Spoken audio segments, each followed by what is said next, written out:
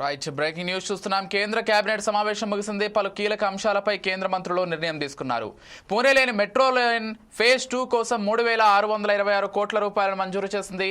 ఆగ్రాలోని potato regional centre ఏర్పాటుకు 11.5 కోట్లు మంజూరు చేసింది. అదేవిధంగా కోల్డ్ ఫీల్డ్ రిహాబిటేషన్ కోసం రివైజ్డ్ మాస్టర్ ప్లాన్కు 5,940 కోట్ల రూపాయలు కేటాయించింది. అంతేకాకుండా దేశంలో ఎమర్జెన్సీ విధించి 50 ఏళ్లు పూర్తవడంతో ఎమర్జెన్సీని ఖండిస్తూ ఓ తీర్మానాన్ని ఆమోదించింది.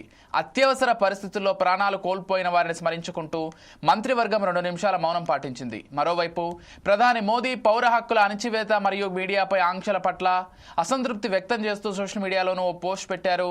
ది ఎమర్జెన్సీ డైరీస్ అనే పుస్తకం ఎమర్జెన్సీలో తన ప్రయాణం ఎలా సాగిస్తుందో వివరిస్తుందని పేర్కొన్నారు.